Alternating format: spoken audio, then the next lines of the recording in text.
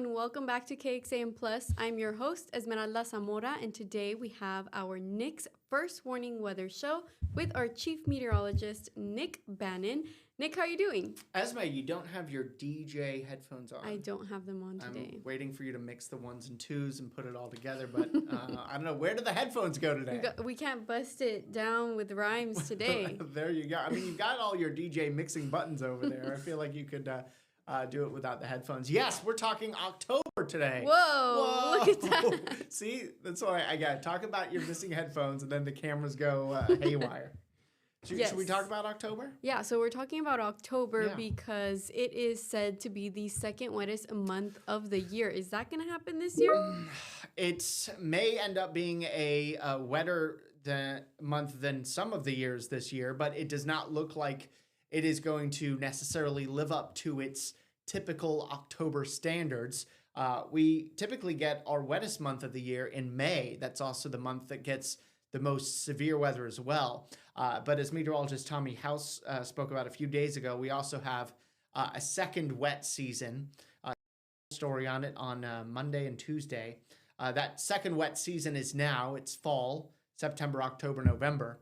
And in our second wet season, October is the wettest month. So we've got May being the wettest month of spring, October being the wettest month of fall, and also our second wettest month of the year. Here's the problem. The outlook from the Climate Prediction Center that came out just a few days ago for October paints a drier than normal picture. And in fact, as you start seeing these shades getting darker here, that indicates that the confidence in it being drier than normal is higher. So this does not necessarily mean it's going to be much drier than normal. It just means that the odds of it being drier than normal are up. So you're sort of leaning drier than normal here, and then you're likely drier than normal here. In our area specifically. Yeah, so that means that the odds throughout Central Texas of us getting normal rain in October are slim. Now, what we can always say is that one sort of rainfall event can sometimes more than make up for what may be a drier than normal pattern for the majority of the month. October can also be a month that we can tap into tropical systems, not necessarily from the Gulf, but actually from the Eastern Pacific. We can pull in moisture from those systems across Mexico and into Texas that can really enhance rainfall rates. But the odds, at least at this point, of us getting enough of that and enough of our typical October storms to make for an even average rainy month don't seem to be super high right now. Wow. And can you say that our May this year reflected in being the first or the biggest rainy month? May was up there. May and July, the two wettest months of the year for us here this year from my memory. So May was pretty close to being, living up to expectations. I think maybe it's been just a little above or a little below. And then July, of course, we had the flooding at the beginning of the month. July is not normally a wet month for us, but we ended up with a huge rainfall surplus in July. So July did not live up to its typical July expectations. But then here we are heading into October. And it's also not living up to those expectations. Exactly. And neither has this September, to be honest with you. We had a bit of rain on today. 3 days of the month. We had a couple of days over the weekend, 2 weekends ago, where we had 0.04 of an inch of rain each day. That was it. And then very little rain in Austin today, although some heavier totals in the hill country. And September is usually one of our wetter months. I think it's fourth place out of the 12 months of the year for rainfall. Mm-hmm. And we will end September very wet. So we really need to start getting more rain. And it doesn't look like this much needed rain is going to be coming in October. So they say this about Central Texas weather, that it's drought or deluge. And that's really been the case this year. We've had so many months where we've had way less rain than normal. And then we've just had two extremely wet months, May being just a little wetter than normal, and then July being much wetter than normal. And then aside from that, it's been back to being bone dry again. So it's not living up to getting any things close to average here as far as this September or what we're expecting in October. And then from a temperature perspective, also leaning warmer than normal. I say leaning and not necessarily likely warmer Yeah, than it looks normal. like we have 3 different oranges on the map right Yeah, there so for you got the Texas. leaning, you got the likely, and you got sort of what I would say the very likely as the shades get darker. And we're between leaning and likely Yeah. here. And then, of course, as the closer you get to near normal, then the odds become fairly even of temperatures being either close to average or a little above or a little below, but nothing substantial there. So leaning warmer than normal. We've had a warmer than normal September so far. In fact, we just had triple digits here yesterday. Yeah. We've had 3 triple-digit days this month. Not saying we're going to get triple digits in October. That But has hopefully happened. we don't. I know, right? It has happened, though.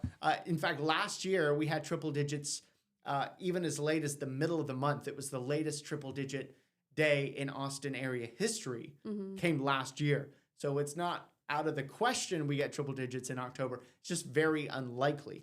But warmer than normal temperatures seem to be a good bet. And let's dive into what's normal in October, because at the beginning of the month, we average highs in the upper 80s. By the end of the month, we average highs in the upper 70s. So you do get a pretty significant drop in temperatures from the beginning to the end of the month, a 10-degree swing, and that is a substantial cool down. So I think you're really going to start feeling temperatures cooling off if they follow the averages here through the month. And then look at those nighttime lows starting to dip our toes in the 50s. We felt that today, right? This morning actually wasn't that cool. We started off pretty muggy in the 70s, but then that rain really cooled us off nicely in the middle of the day. And then we got the sun in the afternoon to warm us back up to near 90. But over the next couple of mornings, especially by Friday morning, we're going to start getting down in the 60s again. But we haven't had lows in the 50s in a while. And you can see here that by the end of October, we average nighttime lows in the 60s. Wow. And from a temperature perspective, October's right in the middle, 6th warmest month of the year. So nothing unusual about that, nothing radical about that. But we mentioned the rain, usually our second wettest month of the year. In May, our wettest month of the year, we average more than 5 inches of rain. So there's a big difference between the wettest month of the year being May and the second wettest month here, less than 4 inches. So there's a big gap between first and second place. But an average October would get almost 4 inches. And as I showed you a couple of slides ago, we're expecting a drier than normal October. Well, Nick, if we're expecting a drier than normal October this year, does that mean that maybe our following months, November, December, might see a little bit more rain than usual?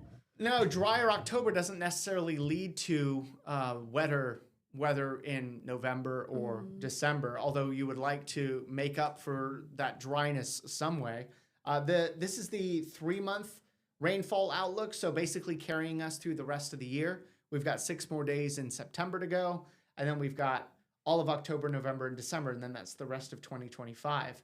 And it does look like our drier than normal pattern is going to continue not just in October, but through November and December. Yeah. I mean, winter continues through February, so we can't say that about the whole winter, but you and I have talked about La Nina the last couple of months. We've updated you on that. And La Nina means drier than normal weather through the winter too. So we may end fall drier than normal and have winter drier than normal. And then it then becomes about what happens next spring, is whether we can make up some of the rainfall deficits that we're now starting to accumulate. It's so the fluctuations are pretty incredible here. You can go from such wet weather, too much rain all at once, and now potentially back to several months in a row of being drier than normal. Certainly September is going to go down as that, and the way things are looking, October also. And then October, November, December as a whole, as a 3-month season almost, looking drier than normal. Doesn't mean you're not going to get rain, doesn't mean you won't have some wet periods in the mix there, but leaning drier than normal. And then for any viewers that are tuning in curious about the rest of the country, there will be a lot of the U.S., I'd call it about 50%, just eyeballing it, drier than normal. You get wetter than normal in the southeastern sections there of Florida, and also wetter than normal in the Pacific Northwest. And wetter than normal in the Pacific Northwest and drier than normal in the South is a pretty lined up with what is typical for La Nina in the wintertime. So I think some of this late fall outlook into early winter aligns with some of the things that you and I have been talking about what typically happens from a rainfall perspective in La Nina winters, but seeing that pattern sort of getting going as we get into late fall as well. I spoke with Kristen earlier this morning, and we were talking about when we were going to start to see the fall foliage. Yes. And she mentioned that it wasn't going to happen until around late October, early November. Mm-hmm. So yeah, at the earliest. Yeah, so that's going to kind of play in part with the warmer October. We're going to start to feel or see like fall actually happen towards the end. Yeah, and certainly she talked about this too. The weather does play a big role part, with the colors, but our shortening days help to move the leaves along as well, and then And get the them light to that exactly we get, yeah. the lack of light, and that's not something that the weather changes as far as the length of the day goes. We know what the length of the day will be regardless of the weather pattern. So fall foliage will eventually get here, even if it stayed like triple digits for the rest of the year, which it won't. But the shortening days helping to get that along. But yeah, you can get, and I lived in New England for a decade where the fall foliage is much more vibrant up there. Happens faster. Yeah, it happens earlier for sure. And so much of how cool those leaves can look can depend on the weather, the crispness of the nights, how much rain you got sort of weeks and months earlier. So it's all related. And look at the temperature outlook then to wrap up the year, warmer than normal for almost the entire United States. Yeah. Wow. Yeah. And do you have like a peak or something you can share with us as to why we may be seeing this become warmer than normal as the years progress? Well, warmer than normal is something you can generally count on in our warming climate, at least to some degree, right? So winter is one of the more quickly or more rapidly warming seasons due to climate change. And this outlook does factor in a little bit of winter there, December. Also, in a La Nina winter, the storm track is farther to the north, which typically makes it warmer than normal for the southern states at least. So that would play at least part of a role in that.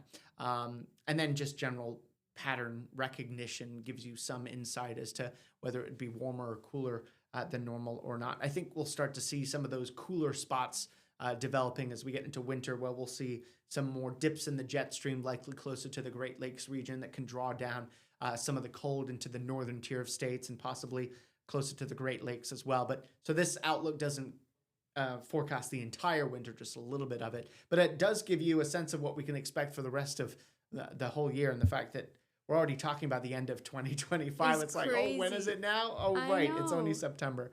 I do want to touch upon the drought, though, because we had big improvements in the drought thanks to our historic and, of course, deadly rainfall that came in early July. But the improvements were almost area-wide. However, since then, we've seen a big drop-off in rain, especially near and east of 35. We have had some heavier rains that have fallen in the hill country over the last few weeks. A lot of that has not made it into the metro. Even today's heavier rain fell in the hill country, with some spots getting upwards of 2 inches of rain. That did not materialize for much of the metro today, although we got a little bit. So this is the drought now. I do want to show you how it's changed over the last 4 months. We're in a big way better than we were 4 months ago in most places.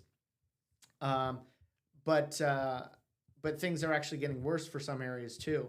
So look at Georgetown. Yeah, eastern Williamson County and into Lee County, where 4 months ago they actually weren't even in drought, and now we're in moderate drought there.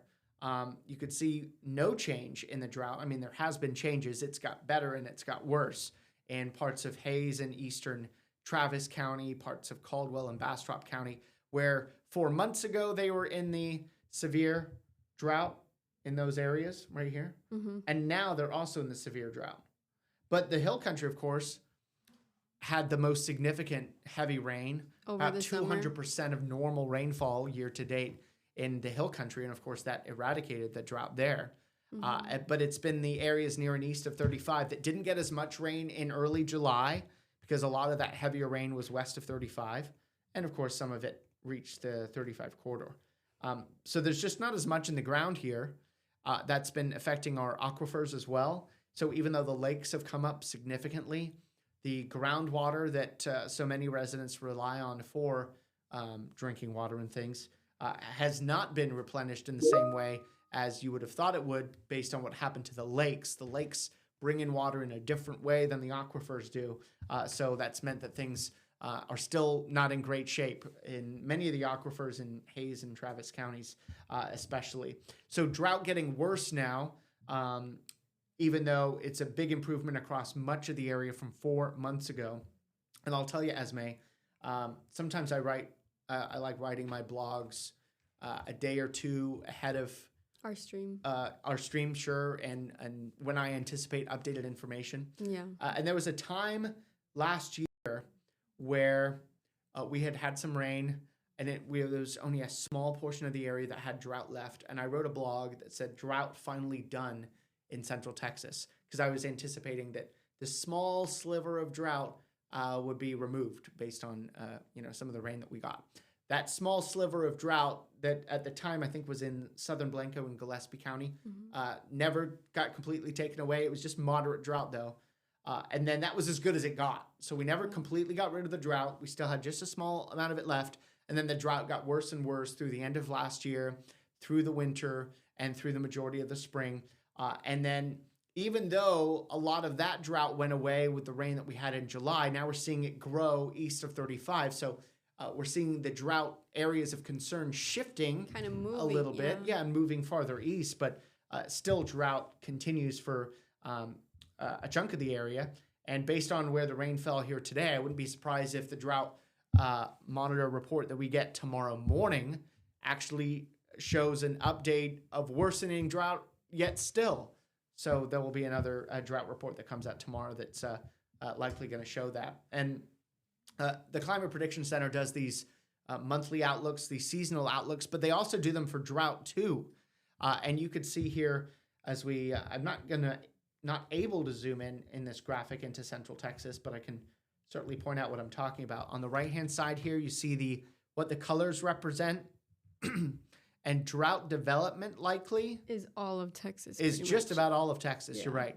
And then drought persists are in the areas of Central Texas that already have that moderate to severe drought. So the drought's either going to continue or for the rest of the state, well, save for a small portion of the panhandle, the drought's just going to get worse. And this is the seasonal drought outlook that lasts through the end of the year. Wow. So now this plays and factors in the 3-month outlook that we had from the Climate Prediction Center. This factors in the 1-month outlook. It factors in where the drought is now and shows you, okay, who's had what rain and what are we expecting going forward. And it's bad news for almost all of us that the drought's going to get worse. And some of our surrounding neighbors, neighboring states, seeing that too. It's only in the Pacific Northwest where, as I mentioned, going into late fall and winter, they're expecting more rain than normal. Are they expecting improvements in the drought there?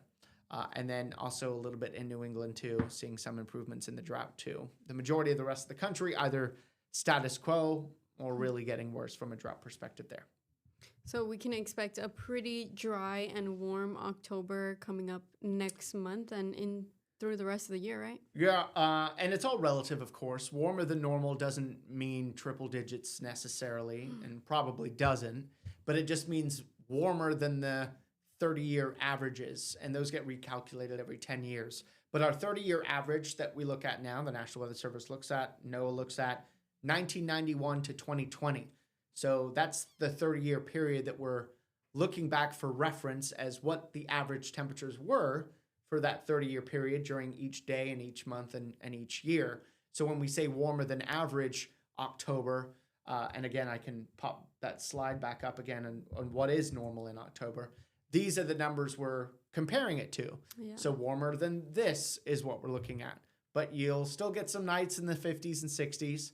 You'll still get some days likely in the 90s in October. But more so we're scattered. looking warmer than normal. Yeah. Interesting. Well, exciting to get into this new month and Yeah. feel these new temperatures and hopefully get a little bit more of those 50s than we expect to Yeah, get. certainly more 60s. We've got a lot of 60s in our forecast here over the coming days. So the cooler nights are coming. The cooler days are coming too. Maybe just not as cool as you want, but the air is going to be more tolerable almost either way. Even if October is warmer than normal, it's still going to be more tolerable than what we've had here over the last month when we've had triple digits and way warmer than normal temperatures. And I should mention at the very end of September here, which is only a few days away, we will get yet another update to the October outlook. That comes in on the final day of September, so next Tuesday. So we'll provide that update, especially on TV. I won't necessarily dedicate a full 30 minutes here talking about an outlook that just came out last week. Right. But we'll bring you the new outlook and if that changes at all for Central Texas. And would it be a drastic change? What kind of changes would we expect to see on that? Yeah, hard to say. I mean, it's leaning warmer than normal and drier than normal now. In fact, likely drier than normal. So I don't anticipate significant changes to it, certainly from a temperature perspective. So, I wouldn't be surprised if it's pretty similar to what we've been seeing, but stay tuned. Yeah, we will wait and see. Yeah. You have an article published on our website already. This is your blog for the October Outlook. Yes. Is there anything in here you'd like to share with us? Yeah, so we covered a lot in this blog compared to what we looked at here today.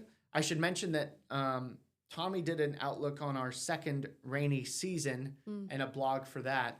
So there's a couple of different ways for you to look ahead, and I've linked to Tommy's story within our story here too. You can see that link right there.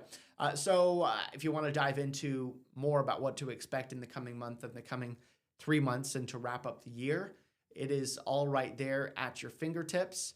And join us tomorrow, Thursday, as we'll be able to show you what changed in the drought for the last week, because we'll get that Thursday update too. So just keep getting these updates in and we keep passing them on your way. Yeah, and stay tuned for next week when we get that update on the October Outlook. Yeah. Round 2 or 3. I don't know. Round 2, yeah. Well, thank you, Nick, and we will see you next week. Thanks, Esme.